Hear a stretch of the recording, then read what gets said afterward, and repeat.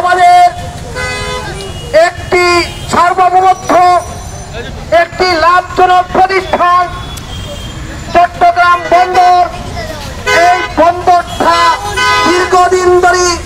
দীর্ঘদিন যাবৎ আমাদের দেশের শ্রমিকরা, আমার দেশের জনগণ এইটাকে তাদের আনুষ্ঠানিকভাবে কর্মকাণ্ড চালিয়ে তারা উপভোগ করছে।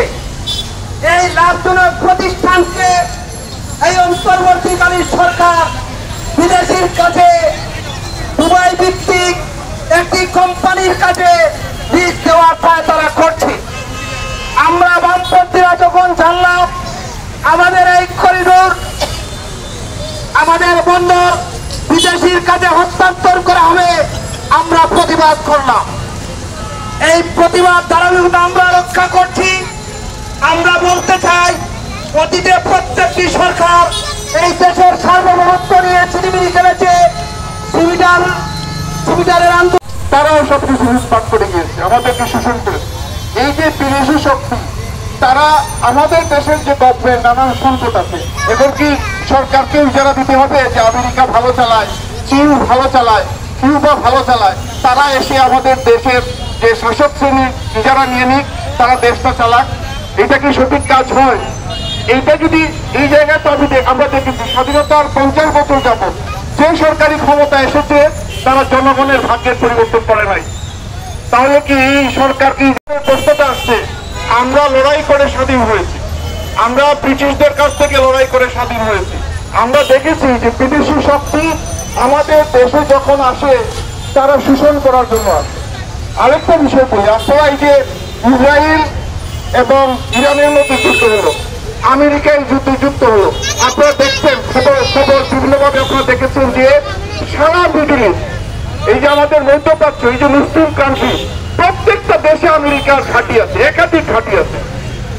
এই যে কাতার বলেন, দুবাই বলেন, আরব আমিরাত বলেন, সৌদি আরব বলেন, জর্দান, মিশর, প্রত্যেকটা দেশে তাদের একাধিক ঘাঁটি আছে। তারা কি চায় না বাংলাদেশে একটা ঘাঁটি গাড়তে? কারণ এইসব ঘাঁটি গাড়ার মাধ্যমে তারা সমস্ত মুসলিম বিশ্বকে তাদের পায়ের নিচে রেখে দিয়েছে। তারা মাথা তুলে দাঁড়াতে পারে না। এই যে মুসলিম কান্ট্রি যারা আছে, যেই মাথা তুলে দাঁড়াতে চায় তাকে বলে রাজতন্ত্র থেকে, ক্ষমতা থেকে নামায় ফেলবো। এইখানে আবার প্রত্যেকটা দেশে তাদের নিজস্ব ঘাঁটি আছে। এই যে এই কারণে ইসরায়েল এত দাপট দেখায়।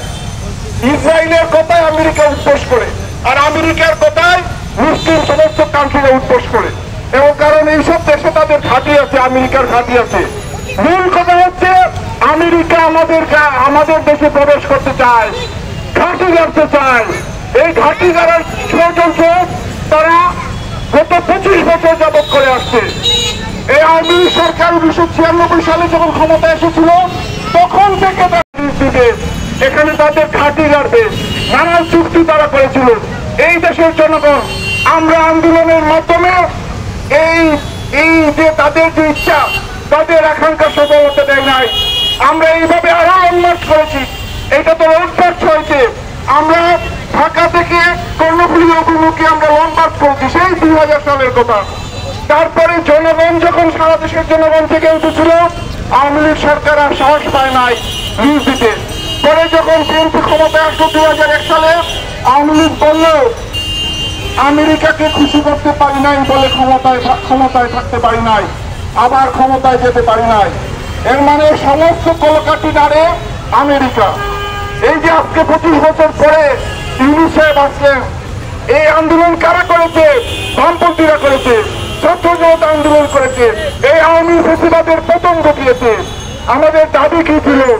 আমাদের দাবি ছিল একটা বৈষম্যহীন বাংলাদেশ। আমরা আশা করেছিলাম জিনিসপত্রের দাম কমবে, বৈষম্য কমবে, অফিস আদালত সব জায়গায় ঘুষ দুর্নীতি লুটপাট কমবে। কিন্তু আদৌ কি কমেছে? এইদিকে কি সরকারের কোন নজর আছে? আমরা তো এর কোন আলামত পাই না। এই যে আপনি দেশটা আপনার হাতে তুলে দেওয়া হয়েছে, ক্ষমতা আসছেন আপনি জনগণের বৈষম্যহীন একটা বাংলাদেশ গড়ার আকাঙ্ক্ষা থেকে, আপনাকে লিজ দেওয়ার কোন দায়িত্ব দেওয়া হয় নাই।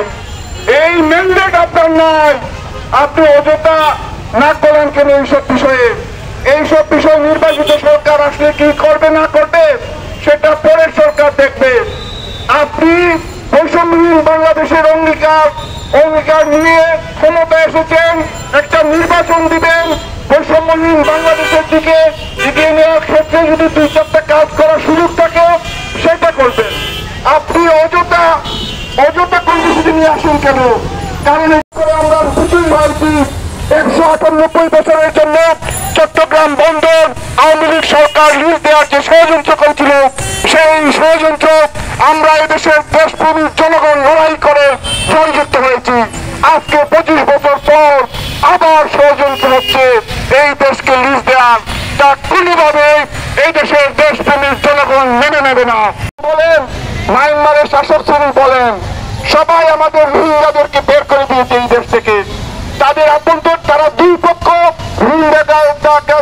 রোহিঙ্গাদেরকে বের করে দেওয়ার জন্য আমাদের দেশের মাথার উপরে 15 লক্ষ রোহিঙ্গারা বসবাস করছে। এই তাদেরকে বের করে দেওয়ার ক্ষেত্রে দুই পক্ষ এক ছিল। আমি তাদের আভ্যন্তরীণ সমস্যায় যাচ্ছি না, সেটা হয়তো আন্তর্জাতিকভাবে দেখা হবে, কিন্তু তাদের আভ্যন্তরীণ যুদ্ধ চলছে।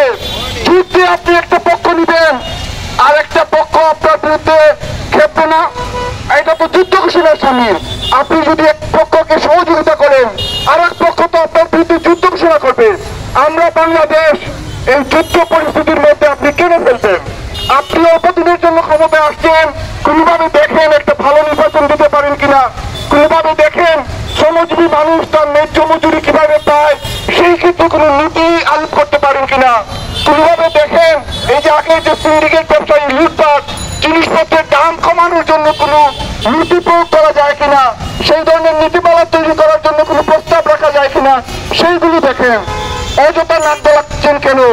নাক গলালে পরিণতি ভালো হবে না।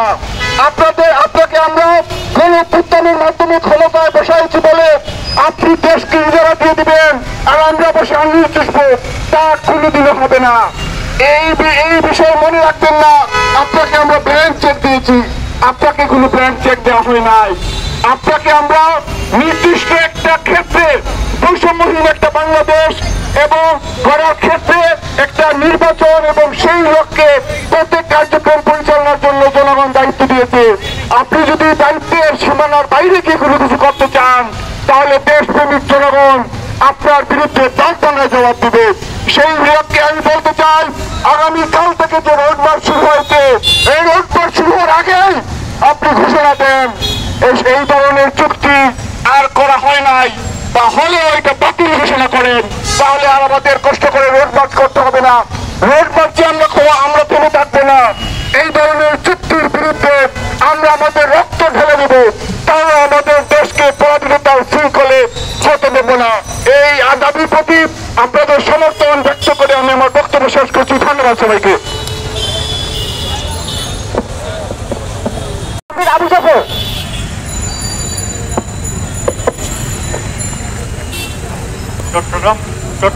চট্টগ্রাম বন্দর বিদেশিদের কাছে তুলে দেওয়া কথিত রাসায়নিক মানবিক করিডোরের প্রতিবাদে আগামীকাল ঢাকা চট্টগ্রাম রোড মার্চের সমর্থনে রেজিস্ট্রি মাঠ থেকে পদযাত্রা শুরু করে আন্দোলনের পয়েন্টে এসে শেষ হয়েছে সেই পরবর্তী সমাবেশে আপনাদের সবাইকে বাংলাদেশের সমাজতান্ত্রিক বাসদ, বাম গণতান্ত্রিক জোট এবং ফেসিবাদ বিরোধী বাম মোর্চার পক্ষ থেকে শুভেচ্ছা অভিনন্দন। সংগ্রামী বন্ধুগণ, 5 আগস্ট একটি অভ্যুত্থানের মধ্য দিয়ে আওয়ামী ফেসিবাদী সরকারের পতন হয়েছে, অন্তর্বর্তীকালীন সরকার ক্ষমতায় অধিষ্ঠিত হয়েছে। বিগত 15 বছর 16 বছর এদেশের মানুষ তার নির্বাচিত সরকার প্রতিষ্ঠিত করতে পারেনি, ভোটাধিকার প্রয়োগ করতে পারেনি। আমাদের দেশে একটি ফেসিবাদী শাসন প্রতিষ্ঠিত ছিল। মানুষ আশা আকাঙ্ক্ষা করেছিল আওয়ামী সরকারের পতনের মধ্য দিয়ে যে সরকার আসবে, দেশে একটি নির্বাচিত গণতান্ত্রিক সরকার আসবে। আমাদের দেশে যে বৈষম্য, ধনী গরিবের বৈষম্য, সেই বৈষম্যের বিলুপ্ত হবে। এখানে নারী পুরুষের বৈষম্য হবে না, ধর্মীয় জাতিগত কোনো বৈষম্য হবে না, অর্থনৈতিক কোনো বৈষম্য থাকবে না। সেই আশা আকাঙ্ক্ষাকে কেন্দ্র করে, সেই স্বপ্নকে কেন্দ্র করে জুলাই আগস্ট অভ্যুত্থানে মানুষ অংশগ্রহণ করেছিল। প্রায় 2000-এর মতো মানুষ জীবন দিয়েছিল। কিন্তু 5 আগস্ট